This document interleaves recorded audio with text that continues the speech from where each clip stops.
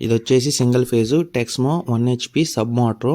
ఇదైతే running winding కాలిపోయింది. ఇది బుష్లు అరిగిపోయి రోటర్ రుద్దేసి వైండింగ్ అయితే రన్నింగ్లో కాలిపోయింది హెవీ లోడ్ వల్ల. దీనికి పూర్తిగా రీవైండింగ్ చేద్దామని చెప్పేసి మొత్తం ఇలా నీట్గా తీసేసి క్లీన్ చేసుకొని పేపర్ అయితే 5 నోమెక్స్ పేపర్ పెట్టుకున్నాను. దీనికి 5 పెట్టుకోవాలి, 7 అయితే టైట్ అయిపోద్ది. దీనికి రన్నింగ్ కాయిలు ఇలా తొక్కోవాలి.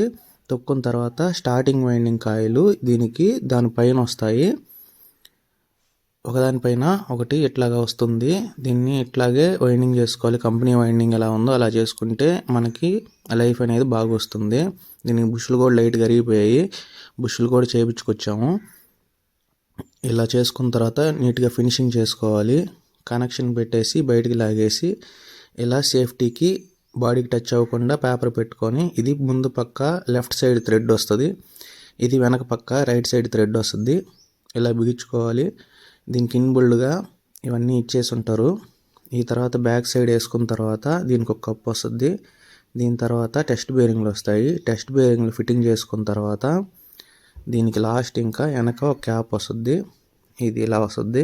దీనికి కూడా అన్నీ ఎల్కీలే వస్తాయి, ఎల్కీలే స్క్రూలే వస్తాయి. దీన్ని బిగించేసుకున్న తర్వాత మేమైతే ఫ్రంట్ సైడ్కి వచ్చాము. ఫ్రంట్ సైడ్ కూడా ఇలాగే స్క్రూలు అయితే వస్తాయి. ఇవి బిగించేసుకున్న తర్వాత ఈ రెండు కనిపిస్తున్నాయిగా, ఈ వాటర్ పోసుకొని ఇంకా ఫిట్టింగ్ చేసేసి ట్రైల్ వేసేదానికైతే వెళ్ళాము. ట్రైల్ వేసేదానికి వెళ్తే మ్యాగ్నెట్ కాయ కూడా పోయి ఉంది స్టార్టర్ది. సరే అని చెప్పేసి మ్యాగ్నెట్ కాయ కూడా తెప్పించి మ్యాగ్నెట్ కాయ కూడా చేంజ్ చేసాము. చేంజ్ చేసిన తర్వాత దానికి ఆఫ్ బటన్ కూడా పోయింది, ఆఫ్ బటన్ కూడా వేసాము.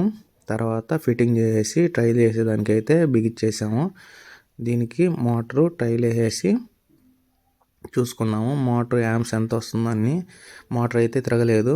మళ్ళీ బయటికి తీసి చూసుకొని ఫిట్టింగ్ చేసి ఆమెనైతే రావాల్సి వచ్చింది. ఇది ఎందుకు తిరగలేదంటే దానికి మధ్యలో వైర్ కూడా డ్యామేజ్ అయింది. దాన్ని బయటికి తెరిచిన తర్వాత చూసాము వైర్